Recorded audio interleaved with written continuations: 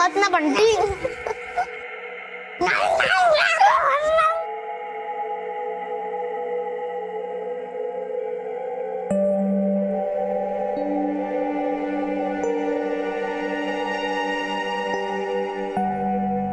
पापा, बंटी ज्यादा आइसक्रीम खा गया, मुझे और चाहिए। नहीं बेटा, फिर कभी, आज नहीं।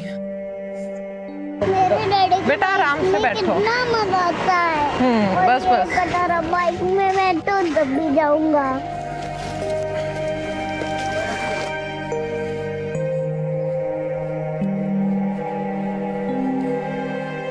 आस्था बहन, आज पूजा का सामान नहीं लोगी?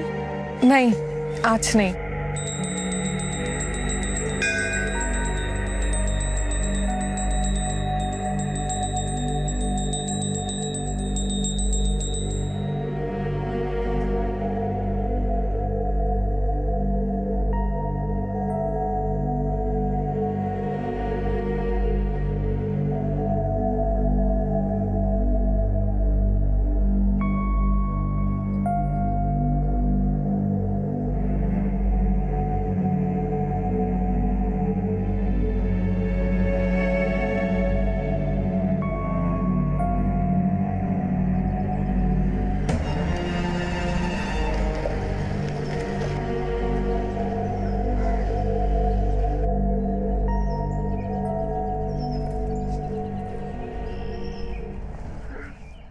अगली बार मैं ज्यादा आइसक्रीम खाऊंगा। अगर उनका फ्री तो खाएगा ना। पापा देखो ना, ये हर बार ऐसा ही करता है, आइसक्रीम खाता है और मुझे ही चिल्लाता है। ये छोटा इसलिए मम्मा मम्मा।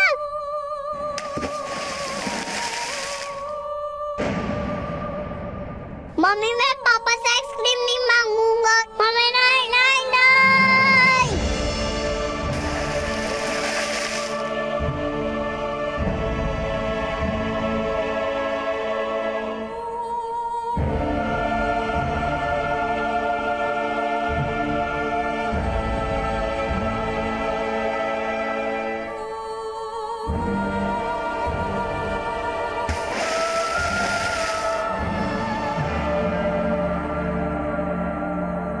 माँ बाप अपने बच्चों को सांसें देते हैं, लेकिन वो कौन सी वजह थी जिसने उन्हें अपने ही बच्चों की सांसें रोकने पर मजबूर कर दिया? कभी कभी हमें कुछ ऐसे मर्ज मिल जाते हैं जिन्हें अगर वक्त रहते ठीक नहीं किया जाए तो वो नासूर बन जाते हैं, और ये नासूर इतने गहरे हो जाते हैं कि बाद में उन्हें किसी दवा से भी नहीं भरा जा सकता। दर्द और पीड़ा इतनी ज्यादा होती है कि हमारी हिम्मत घुटने टेक देती है, और इस दर्द के आगे हमें मौत भी छोटी लगने लगती है। तो क्या ऐसा ही कोई मर्ज जितेश पटेल के परिवार को भी मिला था?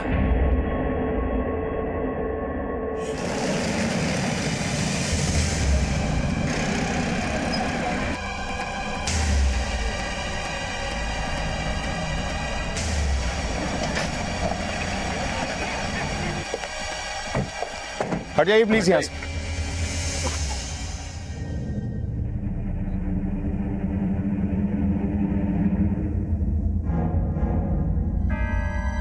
आप में से किसी ने इन्हें यहाँ देखा था इस हादसे से पहले? जी साहब, मैं पास ही से गुजर रहा था कि अचानक मुझे कुछ आवाज आई।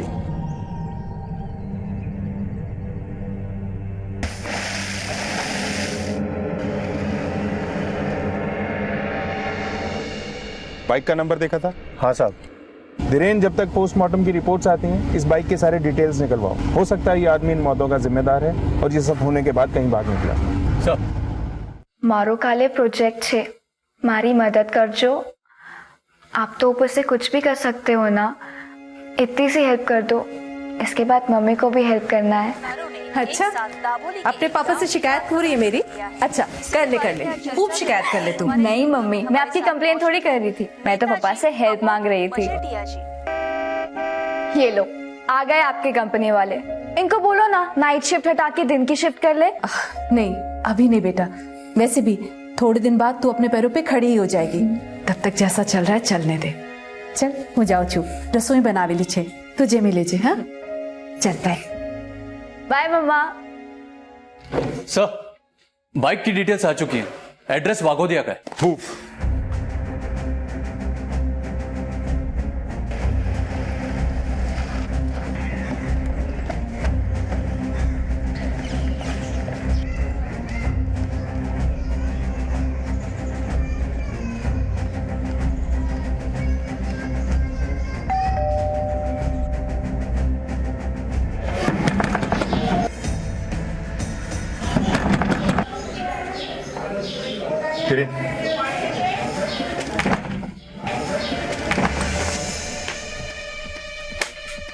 घर का कोना कोना छान मारो। सर।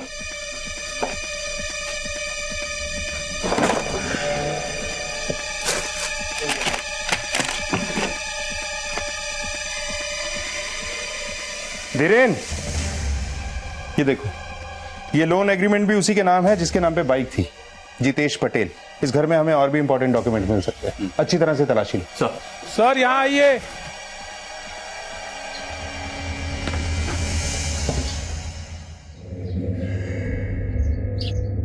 सर, ये वही बाइक है, नंबर सेम है। सर अंदर आइए जल्दी।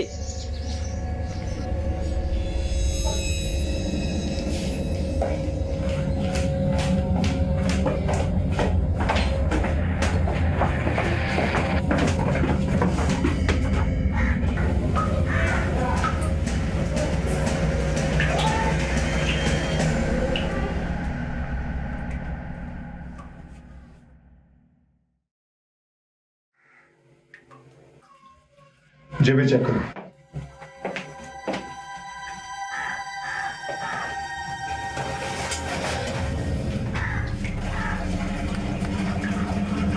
सर।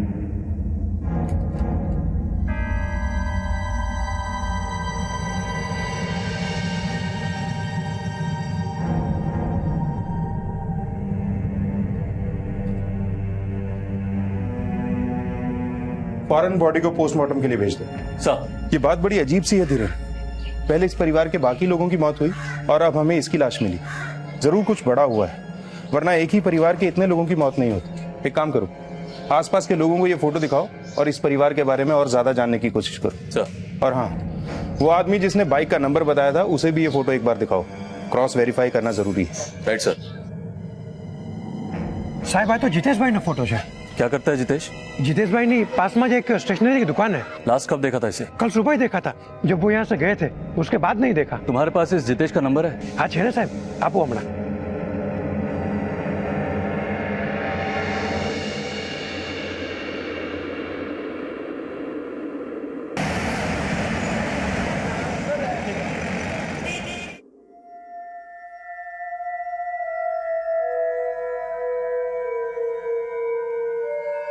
अरे आप लोगों ने इतना वक्त क्यों लगा दिया यहाँ आने में?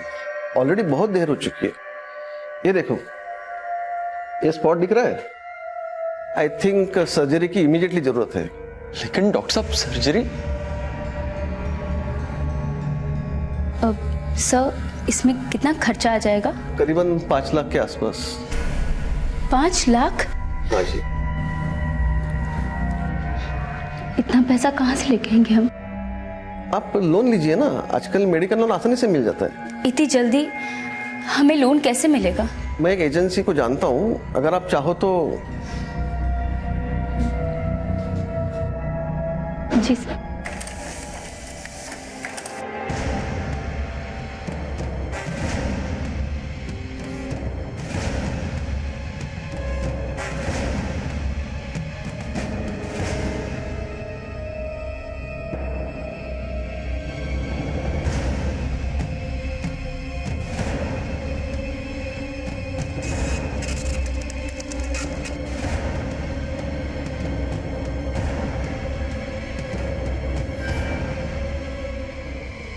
सर, पोस्टमार्टम की रिपोर्ट आ गई है। मौत जहर खाने से हुई है। सर, इस आदमी का मैंने बैकग्राउंड चेक किया है। पिछले कुछ दिनों से जितेश की दुकान काफी नुकसान में चल रही थी। सर, ये उसके बैंक स्टेटमेंट्स और ट्रांजैक्शन डिटेल्स हैं। सर, इस स्टेटमेंट में किसी गुंजल फाइनेंस सर्विसेज की भी एंट्री है। हो सकता है सर जितेश ने इस फर्म से कुछ लोन लिया हो। पर सर, जो डॉक्यूमेंट हमें उसके घर से मिला था, उससे ये पता चलता है कि इस लोन के बदले उसने कुछ ज्वेलरी इनके पास डिपॉजिट रखी थी। ये आदमी कर्जे में था, लॉस में था। कहीं ये लॉस ही इसकी सुसाइड का कारण तो नहीं? एक काम करते हैं, इस प्राइवेट फर्म से पूछताछ करते हैं, स्पेशली इस जितेश की फाइनेंशियल कंडीशंस को लेकर। एक बात मेरे गले नहीं उतर रही, इसके परिवार ने एक दिन पहले सुसाइड किया, फिर उसी रात इसने जहर खा के आत्महत्या कर ली। ये माजरा क्या है? अगर इसे सुसाइड ही करना था तो उसी वक्त अपने परिवार के साथ भी कर सकता था, लेकिन इसने ऐसा नहीं किया, बल्कि उनको मरने के लिए छोड़कर वहां से भाग गया। सर, मैंने जितेश के फोन रिकॉर्ड्स भी चेक किए। उसके परिवार के मरने के बाद उसके फोन की लोकेशन उसके घर की थी। रात को 11 बजे उसे किसी एक नंबर से फोन आया और पोस्टमार्टम रिपोर्ट के हिसाब से सुसाइड भी उसने उसी रात किया था, करीब 12 से 1 के बीच में। और सर इस नंबर से उसे पहले भी कई बार फोन आ चुके हैं। इमीडिएटली इस नंबर पे कॉल करो। ये जो भी है उसे पूछताछ के लिए यहाँ बुलाओ। सर मैंने इस नंबर पे फोन किया था लेकिन फोन स्विच ऑफ था। इस नंबर से जुड़ी हर डिटेल मंगाओ। इस तक हमारा पहुंचना बहुत जरूरी है। हो सकता है ये जितेश और उसके परिवार की मौत का राज जानता है।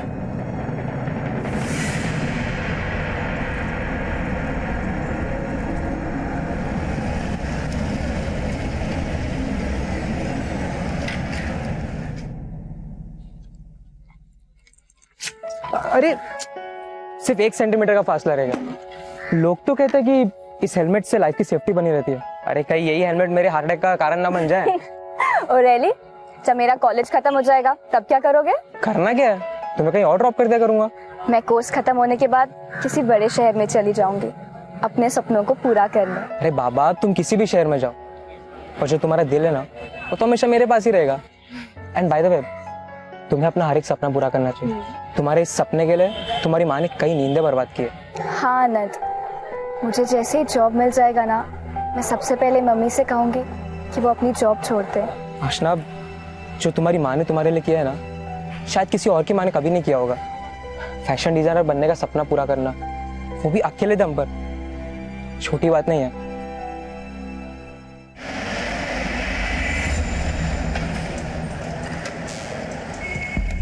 क्या जितेश नहीं रहा? साहब बहुत सारो मानस હતો। मेरे पास आया था तो बहुत मुसीबत में था। कितने का लोन लिया था जितेश ने? 5 लाख। अपनी बीवी के गहने भी गिरवे रख के गया था वो।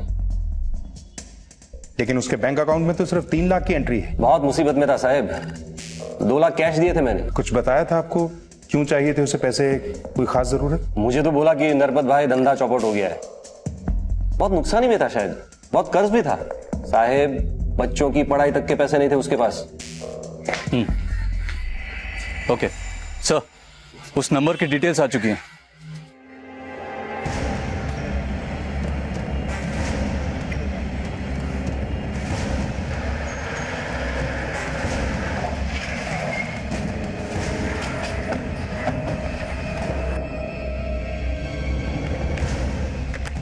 सर यही का एड्रेस है जिस नंबर से जितेश को अक्सर कॉल आते थे। किसी कुंतल शाह के नाम से रजिस्टर्ड है। इस घर की अच्छे से तलाशी लेनी है। सारे कमरों की तलाशी लो।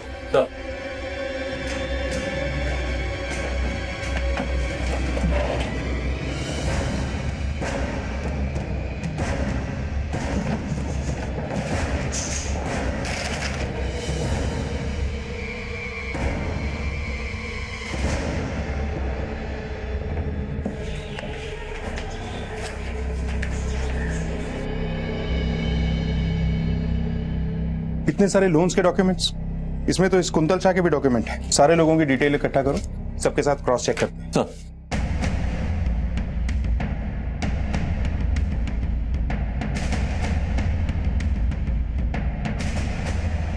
हेलो, हाँ हाँ हो जाएगा, मैं अभी जाता हूं।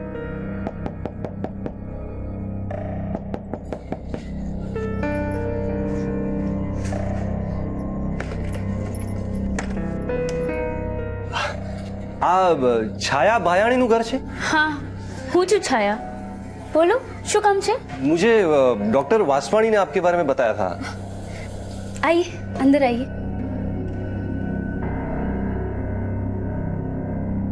ये लीजिए, आपकी जरूरत के 5 लाख।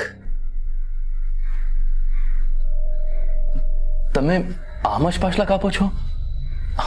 आप तो हमें जानते भी नहीं है। हम आपको नहीं जानते पर आपकी जरूरतों को, आपकी मजबूरियों को तो जानते हैं ना। देखिए, हमने ये फर्म इसीलिए खोला है कि जरूरतमंदों की जल्द से जल्द हर मदद कर सके। हम आप पे कोई एहसान नहीं कर रहे हैं। देखिए, जैसे बैंक आपको लोन देती है और उस रकम पर आपसे इंटरेस्ट वसूलती है, वैसे ही हम भी आपसे इंटरेस्ट लेंगे। फर्क सिर्फ इतना है कि बैंक में लोन पास करवाने में काफी वक्त निकल जाता है और हमारी सर्विस काफी फास्ट है, इसीलिए हमारा इंटरेस्ट 30% है। और इस पैसों के बदले में आप घर, जेवर कुछ भी गिरवे रख सकते हैं।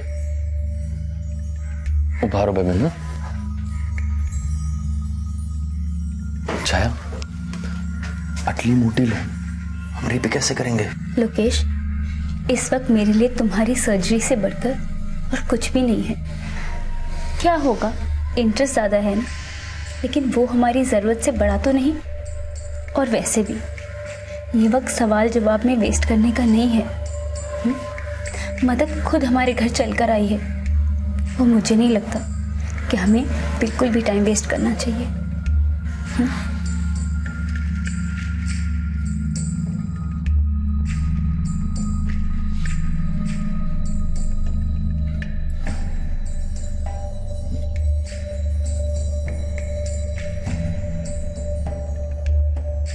बहुत बहुत शुक्रिया, इतने कम वक्त में आपने हमारी इतनी मदद कर दी। एक मिनट, आप इस फॉर्म पर यहां पर साइन कर दीजिए। ये लीजिए, और आपके घर के पेपर्स मुझे दे दीजिए।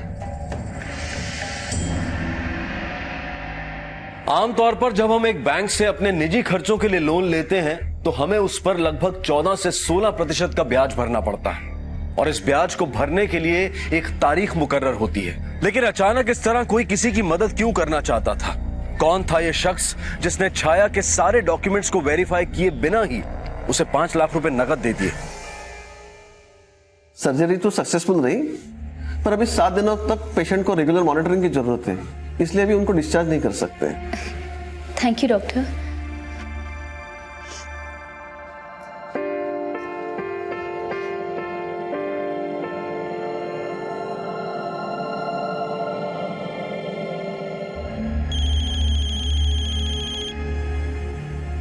हेलो। हाँ मैडम, देखिए आपके पेपर में बहुत गड़बड़ है।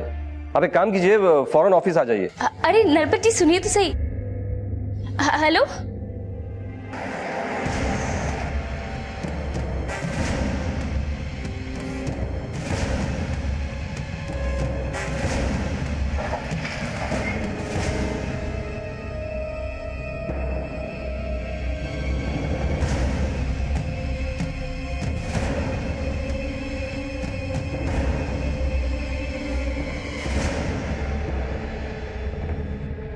सर, मैंने कुंतल शाह के बारे में पता लगाया। कुछ वक्त पहले उसकी ट्रेन एक्सीडेंट में मौत हो गई थी। सर, इन सभी फैमिलीज में एक चीज कॉमन है, सुसाइड। इन सभी के घरों को किसी और को बेच दिया गया क्योंकि पुराने लोग अपना कर्जा चुका नहीं पाए। धीरेन, इस पूरे मामले में मुझे कोई बड़ा खेल नजर आ रहा है। पहले जितेश पटेल, अब ये सारे लोग, कहीं इन सब ने डर के मारे तो सुसाइड नहीं कर लिया? हो सकता है सर। इस स्केच को बनाने में भी हमारी ज्यादा लोगों ने मदद नहीं की। बहुत लोग डरे हुए हैं सर। वो तो कुछ लोग थे जिन्होंने इस शख्स को उन घरों में आते जाते देखा है, इसलिए स्केच तैयार हो पाया। स्केच को चारों तरफ फैला दो, सारे पुलिस स्टेशन और सारे खबरियों को रेड अलर्ट पे डाल दो। कहीं से कोई भी खबर हमें इस आदमी तक पहुंचा सकती। सर।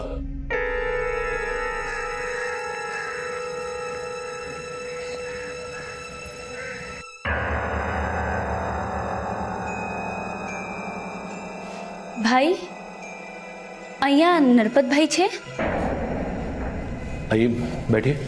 उन्होंने मुझे फोन किया था, कह रहे थे कि कागज में कुछ गड़बड़ है। देखिए मैडम, कागज वागज का मुझे जमता नहीं है, वो सब नरपत भाई देखते हैं।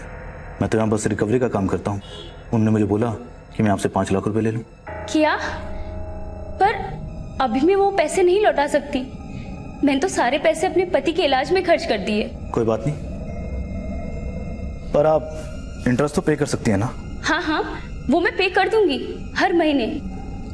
हर महीने नहीं मैडम, अभी। अभी?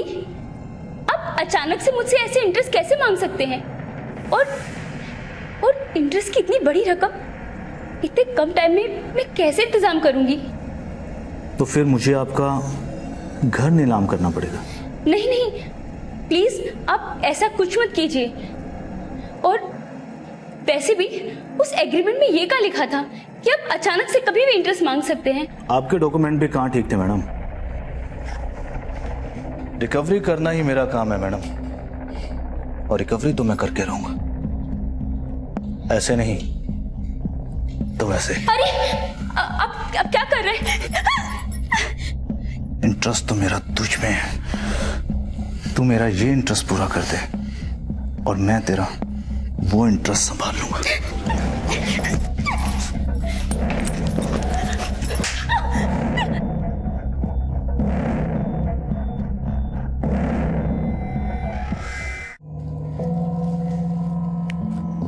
आनंद,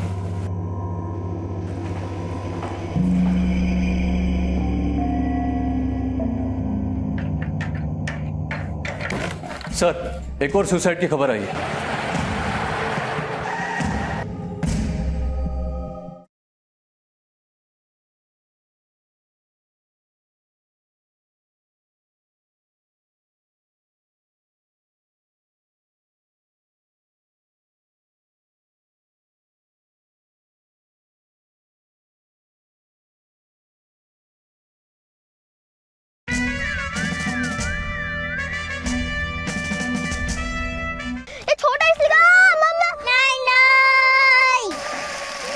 पहले इस परिवार के बाकी लोगों की मौत हुई और अब हमें इसकी लाश मिली। हाँ मैडम, देखिए आपके पेपर में बहुत गड़बड़ है। उन्होंने मुझे बोला कि मैं आपसे 5 लाख रुपए ले लूं। मैंने तो सारे पैसे अपने पति के इलाज में खर्च कर दिए।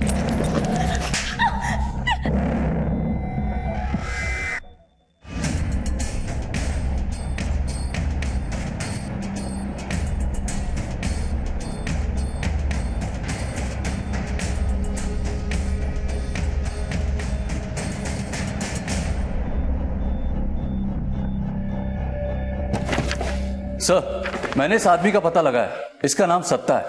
लोग इसे सत्ता बाउंसर के नाम से भी जानते हैं। कुछ पुलिस स्टेशन से मुझे इसकी क्राइम हिस्ट्री मिली। ये कई बार जेल भी जा चुका है। आजकल सूदखोर इस सत्ता से अपने बकाया पैसे निकलवाने का काम भी लेते हैं। वो सारे डॉक्यूमेंट्स और डिटेल्स इस सत्ता को देते हैं और सत्ता उन सभी डिटेल्स को लेके अपनी स्टाइल से सारे पैसे निकलवाता है। सर जितेश पटेल ने जिस नरपत से पैसे उधार लिए थे वो नरपत भी इसके कांटेक्ट में था। ये सत्ता अब कहाँ है? सर इसके बारे में तो किसी को कुछ नहीं पता, लेकिन मैंने अपने खबरियों को बोल दिया है, वो इसका पता लगाएंगे। इस नरपत को सर्विलेंस पे डाल दो। ये सत्ता और नरपत जरूर मिलेंगे, तभी हम इस सत्ता को पकड़ पाएंगे। बस बस बस। माँ आज मेरा फाइनल प्रेजेंटेशन है। मैं आ बदी डिजाइन तमने जो इन्हें बनावी छे। एक माँ जो दिन रात अपनी बेटी को आगे बढ़ाने के लिए जी जान से काम करती है। आई एम श्योर उन्हें मेरे डिजाइन जरूर पसंद आएंगे और मेरा एक बड़ी सी कंपनी के लिए कैंपस सिलेक्शन होगा। बस एक बार सिलेक्शन हो जाए ना, तब आपको काम करने की कोई जरूरत नहीं। खुश रह, मारा आशीर्वाद हमेशा तारे साथी छे।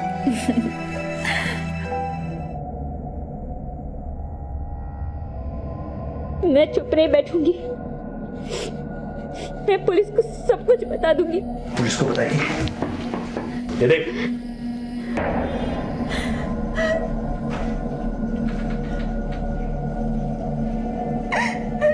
तेरा पति जिसका अभी ऑपरेशन हुआ है वो घर नहीं पहुंचेगा, सीधा पहुंचेगा शमशान, अगर उसने ये वीडियो देख लिया। अब फैसला तेरे हाथ में। जो मैं कहूं चुपचाप से करती रहे, अगर नहीं तो अपने पति की चिता के लिए जो खर्चा हुआ उसके लिए एक और उधार ले ले, पर उसका इंटरेस्ट भी मैं ऐसे ही वसूलूंगा। प्लीज ऐसा कुछ मत करना। मेरे पति को इसके बारे में कुछ मत बताना। कागज में तो तेरा घर गिरवी था, पर असली इंटरेस्ट तो तू बनेगी। अब देख, अब मैं कैसे इंटरेस्ट वसूल करता हूं।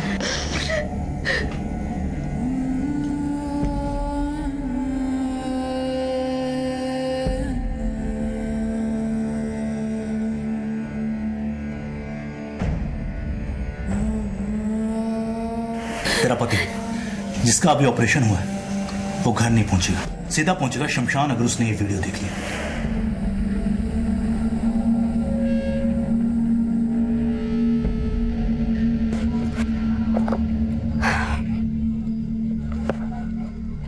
अनंत तुम यहाँ? अरे आशना, आप कब से वेट कर रहा हो यार। बाय द वे हुआ क्या?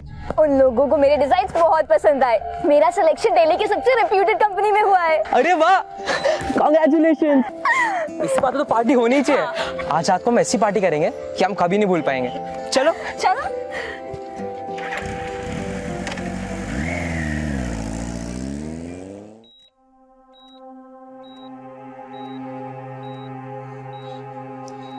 હવે કેવું લાગે છે? एकदम सारू। शायद तुमने जो किया बिल्कुल ठीक किया। पैसा लेना एकदम सही डिसीजन था। मुझे बिल्कुल दर्द नहीं हो रहा।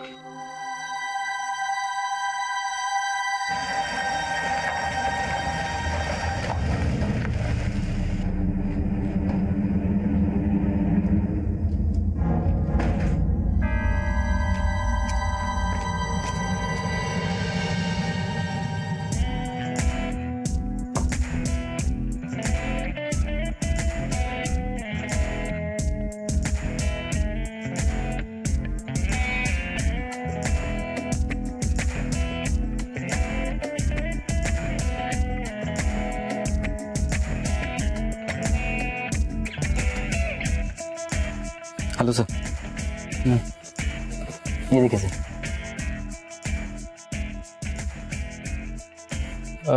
ये वाली सर ये अवेलेबल नहीं है, पर हमारे पास और ऑप्शन है, आप और देख सकते हो। देखो सर।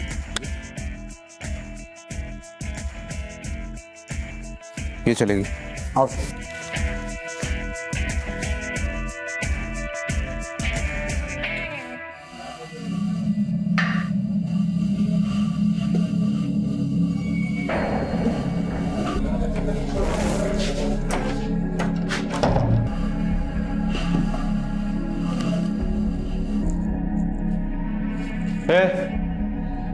किसी ने कुछ सिखाया भी नहीं क्या तेरे को? को मूड खराब करी दे तू। सॉरी, आइए ना, बैठिए।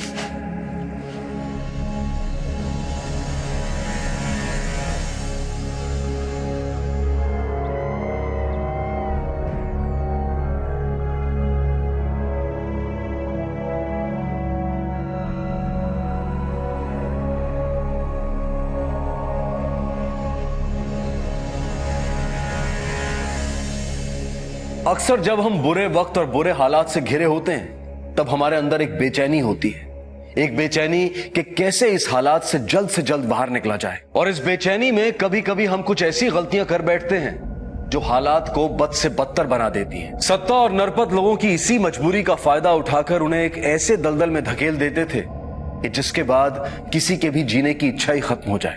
अब तक पुलिस को जिन लोगों के बारे में पता चला था वो सभी नरपत और सत्ता के चक्रव्यूह में फंस चुके थे और हालात के साथ लड़ते लड़ते उनकी हिम्मत ने भी दम तोड़ दिया था। एक बार फिर एक मासूम जिंदगी इस जाल में फंसने वाली थी।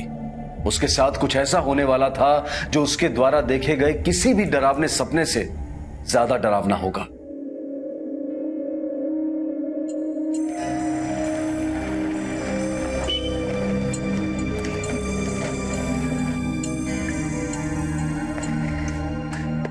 ये रेस्ट हाउस मेरे पापा ने बनवाया था। तुम्हें पता है इसके अंदर डीजे की फैसिलिटी भी है। एक जन्नत है ये जगह। पर इतने सुनसान एरिया में क्यों? यहाँ कोई साइन बोर्ड क्यों नहीं है? हम यहाँ से पार्टी वार्टी करने आते हैं और हमारे अलावा यहाँ से वही आते हैं जिन्हें इनवाइट किया जाए। तो अब चले अंदर या फिर इनविटेशन रिक्वेस्ट भी प्रिंटेड चाहिए? नहीं चलो चलो। ये देखो।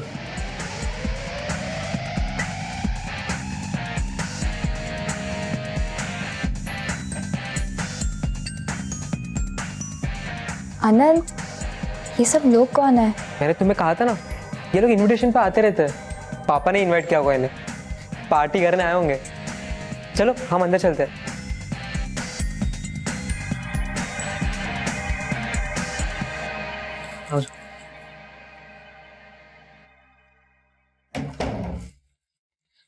तुम फ्रेश हो जाओ, मैं कॉफी लेकर आता हूँ।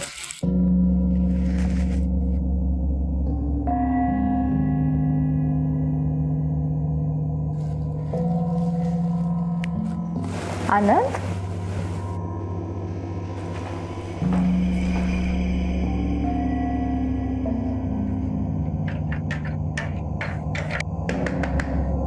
आनंद, आनंद,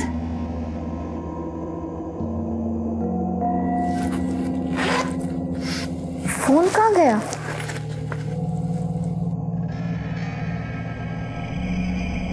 आप जिस नंबर को डायल कर रहे हैं वो इस समय स्विच ऑफ है। Switch off?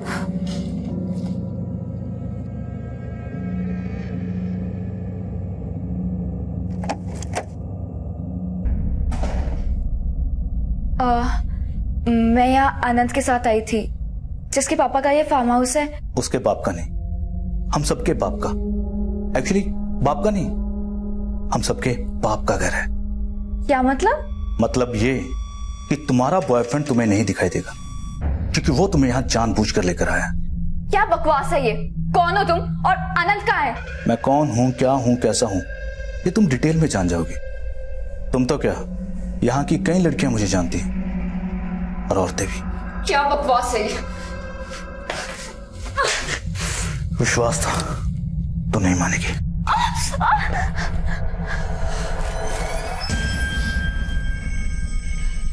ये देख,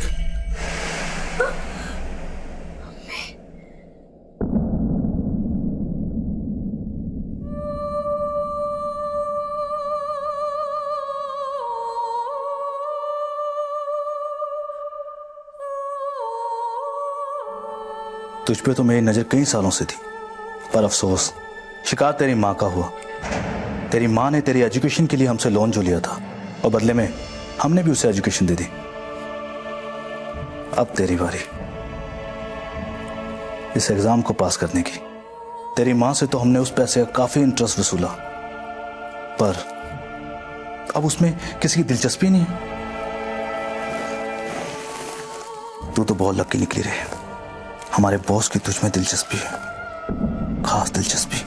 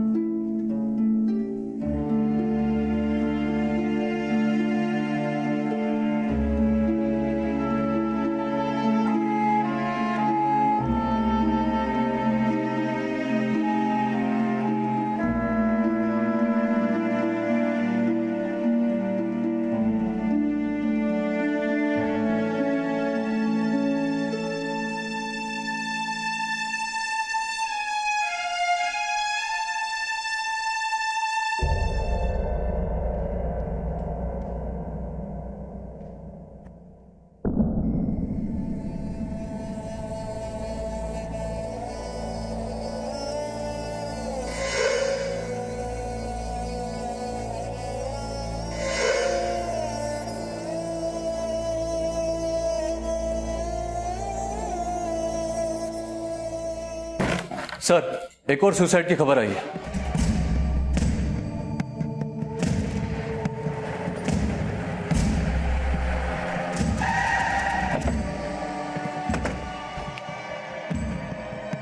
हटिए प्लीज, हट जाइए। हटिए।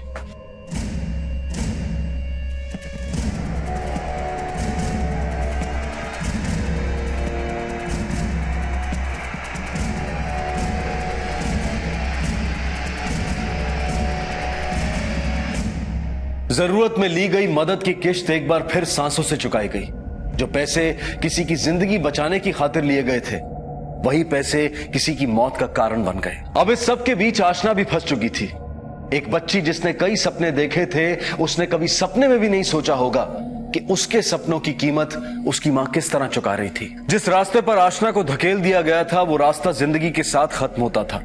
तो क्या अब आशना भी वही करेगी जो बाकी के बेकसूर लोगों ने किया?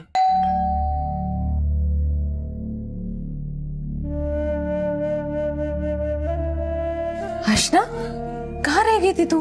मैं कितनी देर से तेरा इंतजार कर रही हूँ। आशना, क्या हुआ? तू रो क्यों रही है? મમ્મી મને દિલ્હીમાં કામ મળી ગયું છે। ये तो खुशी की बात है। फिर तू क्यों रो रही है? मेरा बच्चा, कंग्रेचुलेशन बच्चा।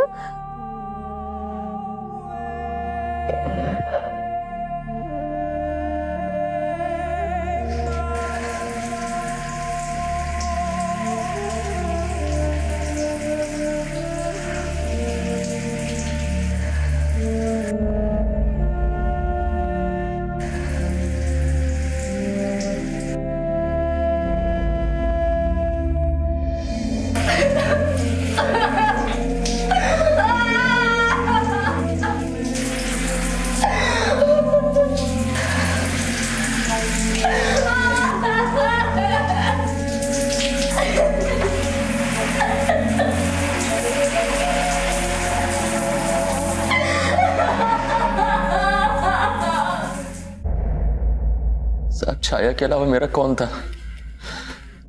5 लाख रुपए लिए थे हमने नरपत से। छाया ने एक भी मिनट कुछ भी नहीं सोचा, बोला मुझसे ज्यादा उसे कुछ भी प्यारा नहीं है। ये नरपत से कैसे मिले आप लोग? यहाँ के डॉक्टर वासवानी ने उनको हमारा नंबर दिया था। फिर नरपत खुद घर पर आया और पैसे दिए। उसके बदले में उन्होंने हमारा घर गिरवी रखा था। क्या वासवानी, लोगों को बड़ा उधार दिलाता है, वो भी ऑन द स्पॉट।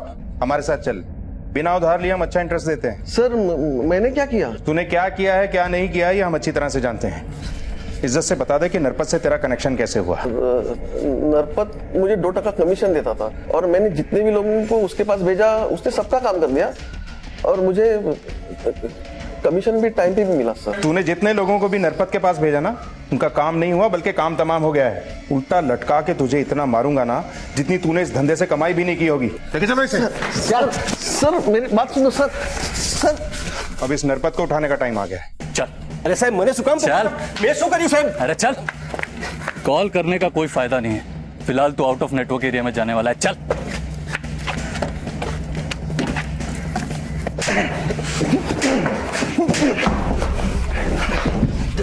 देखिए साहब, छाया और जितेश की मौत से मेरा कुछ लेना देना नहीं है साहब। पर सत्ता से तो लेना देना था ना, जिसके साथ मिलकर लोगों को पैसे बांटता था और बदले में इंटरेस्ट के रूप में उनकी जिंदगी लेता था। साहब मैं सारे पेपर सत्ता को बेच देता था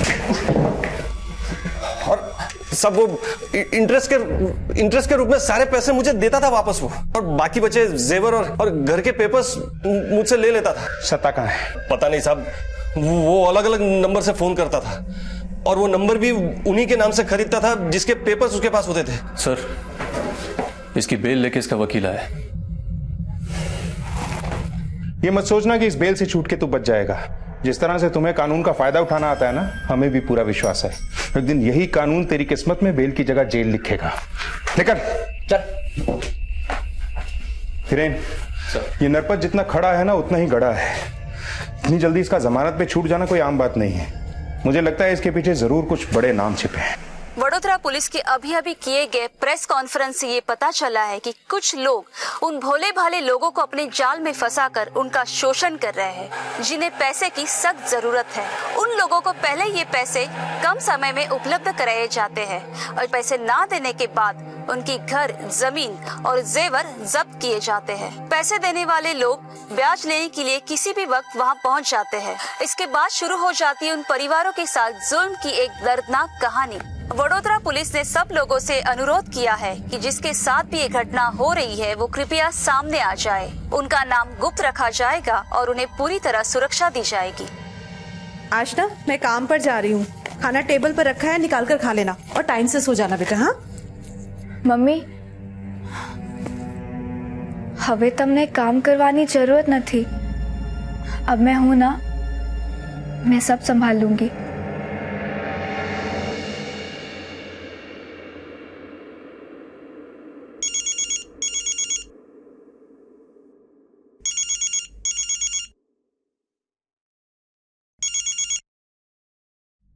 अभी के अभी अड्डे पर आ जाओ, बॉस खुद तुमसे मिलना चाहते हैं।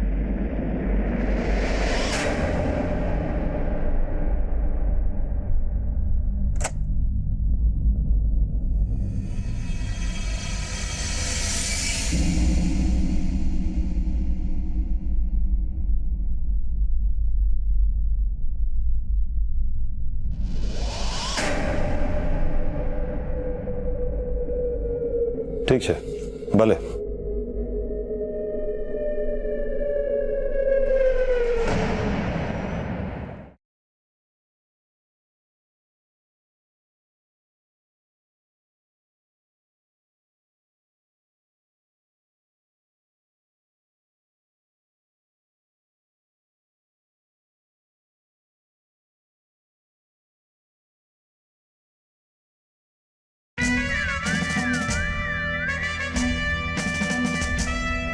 ठीक है, भले।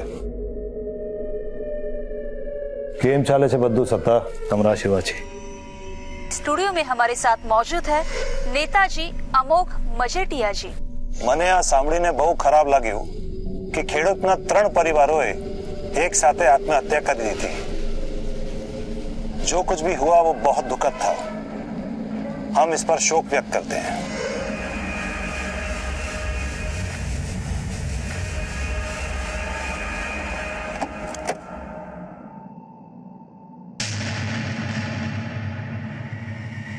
आप अमोघ मजेठिया है ना? अरे वाह, मुझे नहीं पता था कि मेरा इतना क्रेज है आजकल की बच्चियों में। इसीलिए तो मुझे तुम्हारी जैसी पढ़ी लिखी लड़कियां इतनी पसंद है। तुम्हारी पसंद और नापसंद का ख्याल तो लॉकअप में रखा जाएगा अमोघ मजीठिया। ये चलो इसे। किसको लेकर जा रहा है पता है ना? अब बस मुंह बंद, वरना अच्छा नहीं लगेगा कि भरे बाजार में नंगा करके लड़कियों से जूतियां पड़वाऊंगा। ये चलो इसे। थैंक्स आशा, तुम्हारी वजह से कई लोगों की जिंदगियां बची और कईयों की मौत को इंसाफ मिला। इन सब के बीच में मेरी माँ का नाम तो नहीं आएगा ना? नहीं। गुजरात पुलिस के रातों रात किए गए ऑपरेशन ने सारे लोगों को चौंका के रख दिया है। गुजरात पुलिस ने नेता अमोघ मजीठिया को गिरफ्तार कर लिया है। पुलिस के मुताबिक नेता अमोघ मजीठिया एक ऐसा गिरोह चला रहा था जो लोगों की जरूरतों का फायदा उठाकर उन्हें वेश्यावृत्ति के व्यवसाय में धकेल रहा था। अमोघ मजीठिया को उनकी पार्टी ने बर्खास्त कर दिया है। इन सब में अमोघ मजीठिया का काला पैसा लगा हुआ था। पुलिस ने अमोघ मजीठिया सहित और 6 लोगों पर चार्जशीट फाइल कर दी है। मम्मा,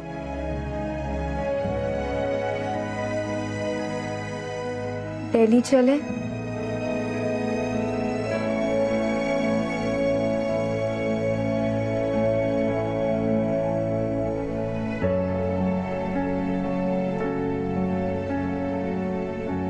आशना द्वारा उठाए गए इस मजबूत कदम से आखिरकार नेता अमोघ बेनकाब हुआ और साथ ही न जाने कितने बेकसूर लोगों की मौत का जिम्मेदार भी पुलिस के हत्थे चढ़ा। पुलिस ने अमोघ के साथ नरपत, सत्ता, वसानी और बाकी के लोगों को भी अरेस्ट किया। अमोघ और सत्ता पर आईपीसी की धारा 376 के तहत बलात्कार के चार्जेस लगाए गए हैं और इन सभी पर ठगी और धोखाधड़ी का भी केस बना है। हमारे आसपास ऐसे कई आपराधिक मंसूबों वाले लोग हैं जो इस ताक में रहते हैं कि वो कब और किस तरह किसी की मजबूरी का फायदा उठा सके।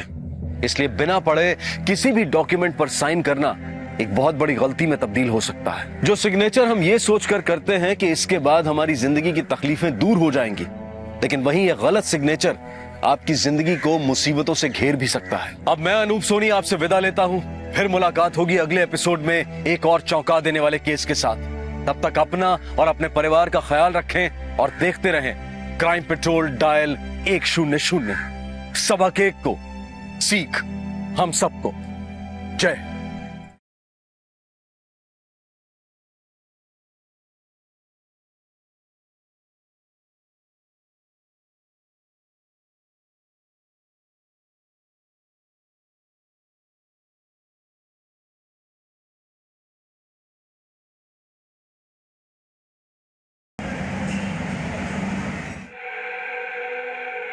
मत ना बंटी।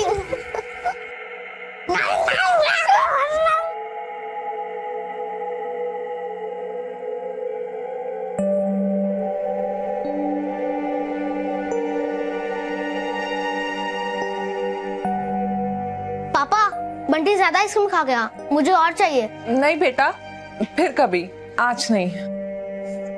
मेरे डैडी बेटा आराम से बैठो। कितना मजा आता है। बस बस। कटारा बाइक में मैं तो जब भी जाऊंगा।